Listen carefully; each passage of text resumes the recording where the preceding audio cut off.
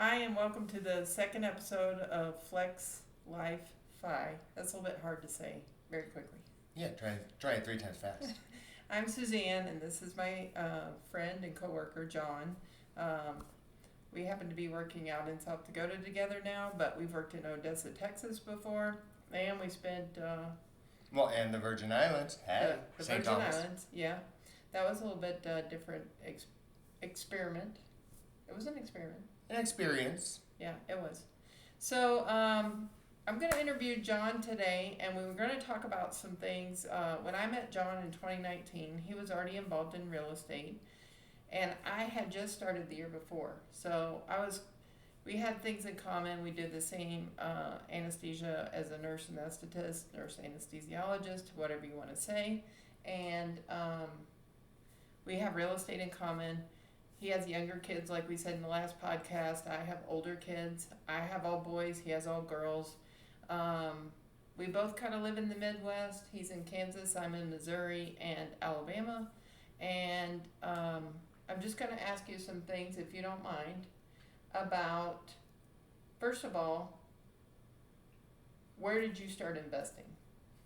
Well, I started investing in my little town in Kansas, and I started out with some very, very small investments. So the first investment I started out with was a $21,000 little house that I fixed up with my husband and my dad. What year was this, so we can... That was about 10 years ago. So prices were very reasonable. They were very reasonable. Or was it that the house was so small and needed so much work that you got it for a reasonable amount? So that was a 2-bedroom, 1-bath house, and it came with the lot next door to it. Oh, nice. Extra lot, bonus lot. Bonus lot. And so how are you going to use this as an investment? Like, were you going to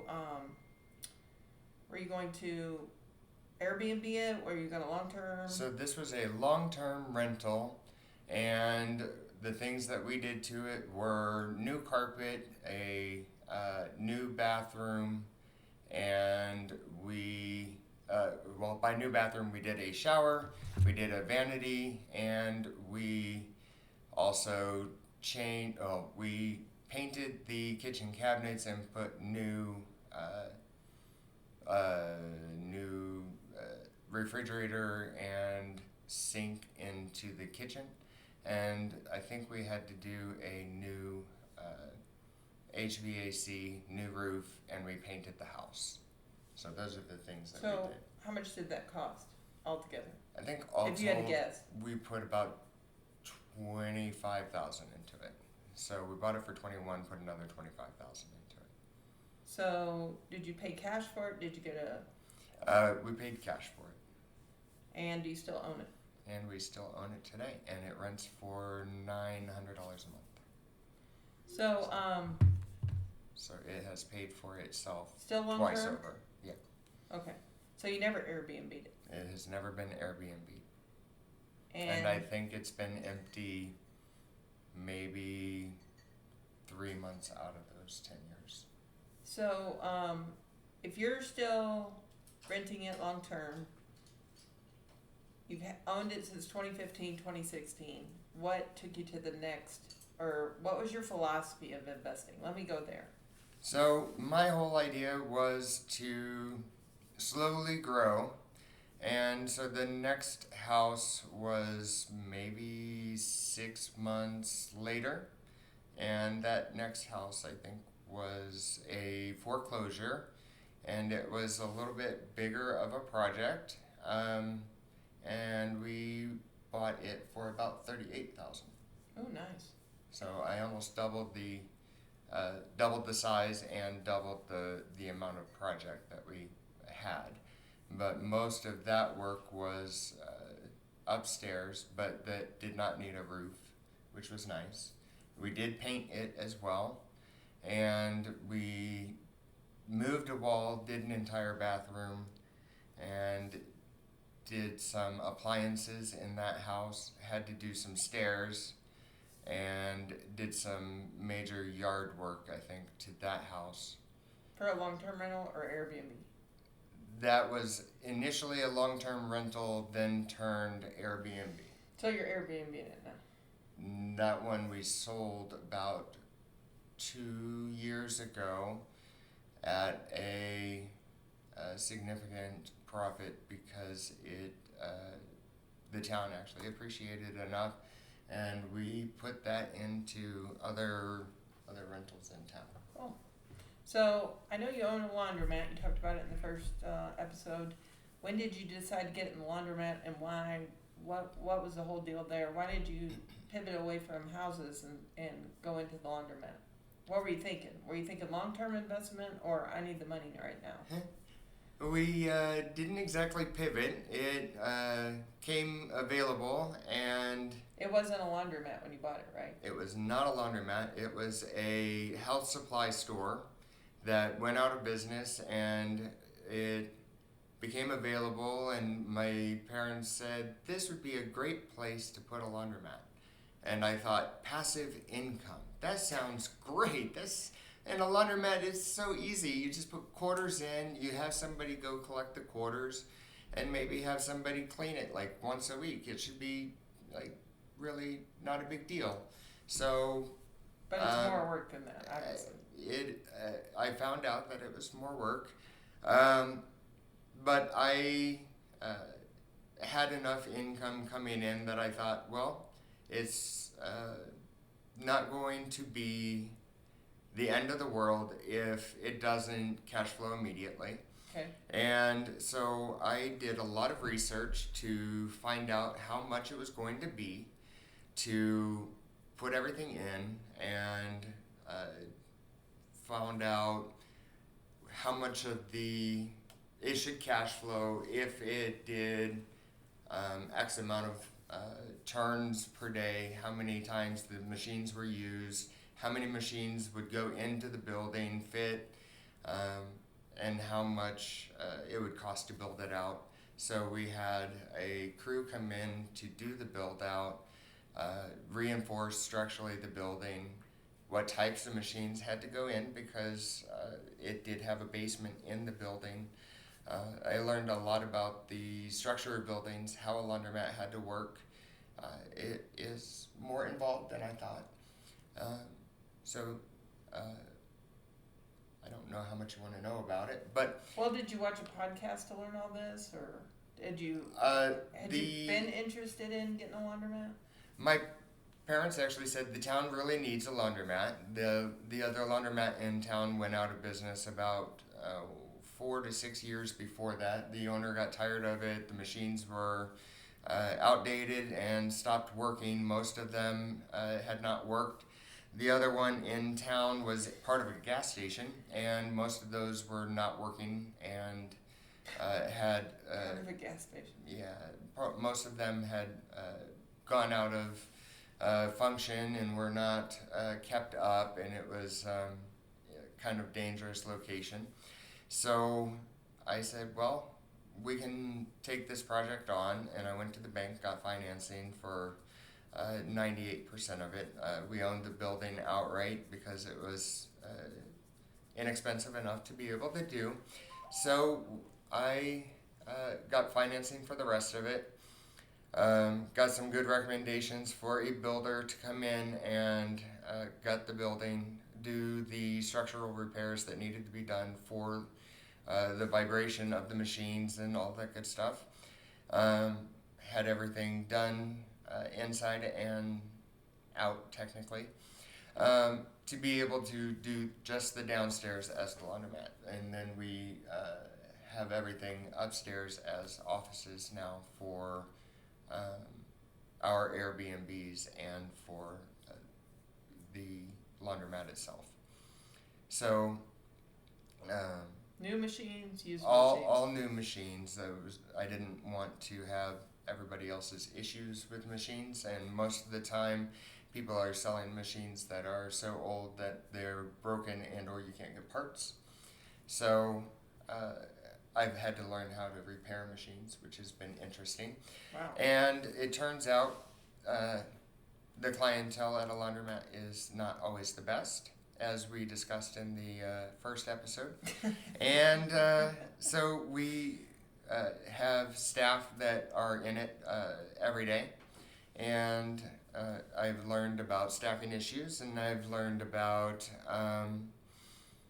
how to do payroll, and learned about keeping the books for that, and it's been quite the journey. So that kind of is another side business. So we use all of our businesses kind of as a combined set of income towards this financial independence kind of journey. And so all of this is kind of coming together towards what we're hoping will lead towards our business kind of conglomerate to eventually get out of the everyday anesthesia role. So you're trying to use the income from the properties and the laundromat as a way to lessen your need to go out and work.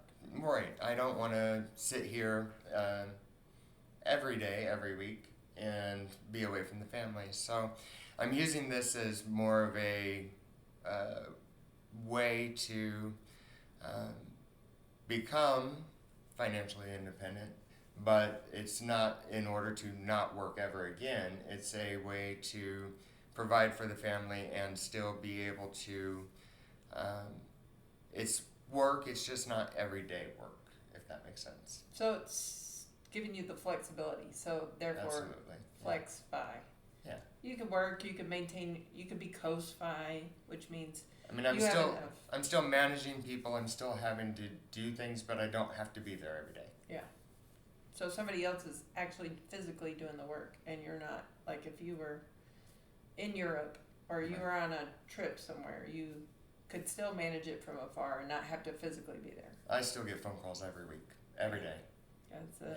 That's a negative part of it. So you bought the laundromat, you've got some rentals.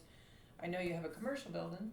I do have another commercial building. I've gotten one set of phone calls in the last 2 years on the commercial building that has an H&R Block in it, and Triple net? it is a triple net lease. And explain what a triple net is. So that means all the taxes, utilities, insurance, everything is paid by H&R Block, and my mortgage is also therefore paid by them as part of the lease, but they don't know how much of the mortgage it is. It's just part of the lease. Yeah. So all of that, if the taxes and insurance go up, then their lease rate goes up as well. So every year that will adjust up, which makes me remember that I need to increase that. But yeah. It has not gone up on them yet in the last 2 years. In the last year and a half. I guess we're Okay. a year and a half into this lease. Okay. And it's a 5-year lease, and then if they want to renew it, they can.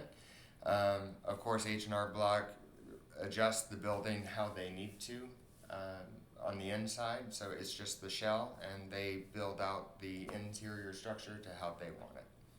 So this, I would classify that more as a passive then. That one is Much more passive. very much passive. The only thing that we're responsible for, and it's spelled out in the lease, there are like if the windows break, then they're responsible for the first $500, and if anything beyond that, then I would have to pay for that because it's part of the structure of the building. And then like the roof or the HVAC, something of that nature were to go, then I would have some responsibility towards that because it's part of the expected of the landlord kind of duties. But otherwise, that is a very passive thing. I would have to call somebody, but that's the most I would have to do. So 2 things, you get your taxes done free and you don't have to pay any federal taxes. The only taxes that I have to pay are my income tax. Yes. You don't have to pay any IRS, right? Oh, that never happens. No. That's why you bought this, right? Or that's a benefit of it, right? Oh, I wish. Yes. But since we're on that subject, real estate versus stocks kind of thing, tell us why you do real estate. How does that affect your taxes? So, capital gains or, real estate, long-term gain is 15% typically. It may be 21% just depending on how much you are actually earning. And that's on the passive gains as opposed to Airbnb active gains. So it kind of depends on what type of real estate you're doing. But those gains are taxed at a lower rate than actively earned income. So also against my active income, if you're a real estate professional, which my husband is considered a real estate professional because he does most of the active work in the business, so he is able to count those hours of work against the business, and therefore any of those losses that we would have in depreciation or any of the businesses that might have extra write-offs or a cost segregation that would be something that we bought and then would be able to depreciate faster, and then we can write off any extra losses against that active income, which decreases our taxable amount at the end of the year. So you can write off depreciation, we can take our losses against a higher income because both of our husbands are real estate professionals. Right. My husband Bill actually had to come off of the railroad to handle all of our real estate investments, and he has been working on it, I would say 4 or 5 hours today, because we're trying to place some tenants in Alabama. We're taking applications. We're contacting the housing authority in Alabama for that, and he's able to do that from here, so he travels with me, whereas your husband stays home. He stays home, but he works 6 hours today. Yeah.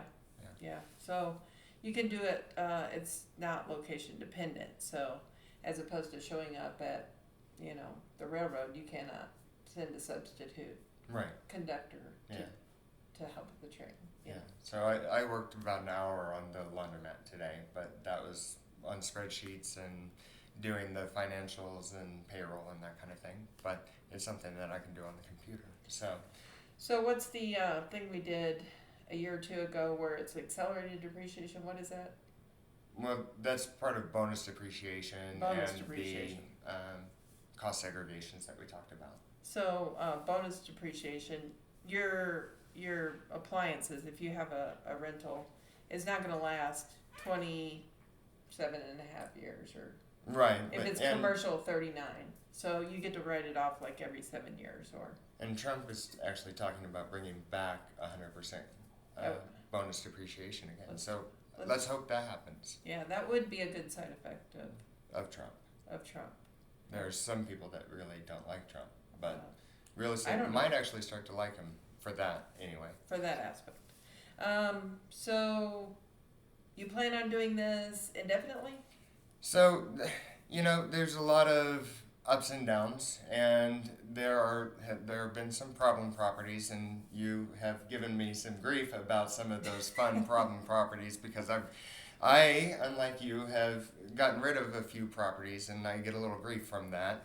Let me clarify. The accounting side, and just because you're consistently buy and hold, and you just buy and hold properties. But I have. That's the grief I give him, is he's always buying and selling. I have sold 2 properties. I have said that I'm going to sell other properties, but I have not sold other properties. 3. Or 4. 3. Or 5. I've sold 3. Or 15. I've sold 3 properties in the last 4 years. I gotta give you crap. Yes, of course, and I deserve it. So I sold 3 properties, 1 with a bad tenant and 2 for transferring and buying other properties. But you sold it because of the tenant? Why didn't you just get rid of the tenant? I got rid of the tenant and then I sold the property for the neighborhood. Oh, okay. So, my goal in life is to leave more of a legacy, but I also want to Explain that. What do you mean, legacy? So I want my children to be able to have options. I want them to have options, but I also want my children's children to have options. So I want my children to be learning the business and having those business skills. I don't necessarily want to make them take over the business. But I want Okay. them to have that business knowledge, have the ability to run the business. And if they choose to take over the business, great. Or if I choose to sell off part of my portfolio to invest in one of their businesses that they choose to run, but I want them to have the skills to run their own business or develop their own business. Mm-hmm. And I think in doing so, they will probably choose to go that route as they develop their own whatever career field that they go into. Cool. If Elizabeth chose to become a veterinarian, I don't see her just becoming a veterinarian. I see her owning a veterinary practice of some sort, if that was the case. Would you got to know how to use it? You run a have business? to know the concepts of the business, if nothing else. Mm-hmm. Just because once you get the taste and understanding of business, it's very hard not to take that role on. At least from our perspective, I think it's very hard not to say, man, I really want to give up that 60% to somebody else and just work, as opposed to doing the extra 15% of the work to run the business. So you'd rather be an employee?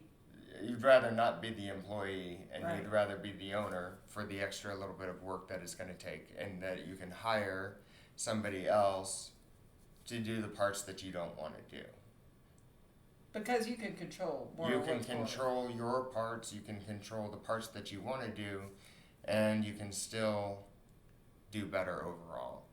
But I also want to be able to, set my children's children up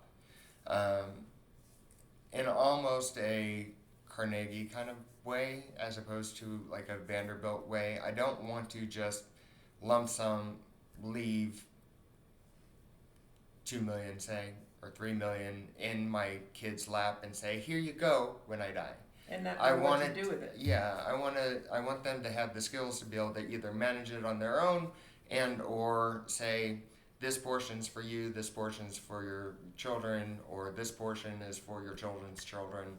However, my trust is set up when that comes. If I died right now, yeah, everything's going to my children just because that's how it's set up at this point. However, with the trustee. But I have a feeling as our portfolio develops and as I get older, that trust will be modified and changed. But it's just, we don't have that much in assets at this point.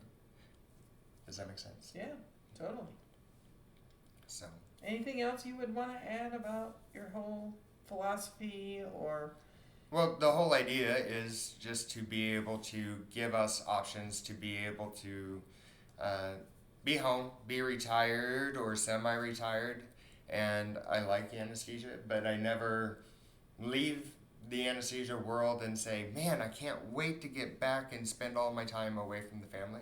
Right. So my goal is to be able to go work when I want to go work, as opposed to saying I have to go back to work. But you're also taking a trip this year too, right? Oh, we've taken a few trips, and we're still planning to take a few trips. So it's not like I have to, be without taking my breaks. I do enjoy a good life, and that is, I work hard in order to support everybody, but we do take our breaks still. I've worked for 23 years, so there's a few of these gray hairs here now, and we've saved enough to be able to do those things, but that's why we have the portfolio that we have now. But at the same time, we do plan to continue this for a while. If I was planning to have everything paid off in 2 years, I wouldn't be able to do what we're doing. I was saying though that like when you go to Europe later this year or this summer, is you can't do anesthesia over in Europe, but you can still get income from your real estate, from your laundry. From the laundromat, yeah. We'll still have something coming in. Right, yeah, right. definitely. But you couldn't go over there and. We can't take 2 months and go to Europe. No. No, but I'm saying you wouldn't get any income if it was just strictly anesthesia because you have to physically be there. Oh, absolutely. Correct. So it makes you more flexible, is what I'm saying. Oh, I guess. absolutely. I mean, if we didn't have social media dollars, if we didn't have any of those other things, not that this is bringing anything, but Well, maybe. one maybe day. someday. Who knows? Right. But, anyways, that's a little insight into where my world starts and kind of goes at this point, If you have any questions for John about his businesses, or how I do things, please feel free to leave them in the comments. I'll try and answer them. any way, the best way you know how, right? That's always how I do things. I'm usually a pretty open book. Of course, I don't mention the whole financials, but I'll be glad to answer what I can. If there's questions about how I do things or that kind of thing, happy to do that, and I'll try and interview Suzanne a little bit next time. Okay, sounds great. All right. Thanks for showing up, and thanks for sticking to the Hey. end. Subscribe to us. Yes. Talk to you later.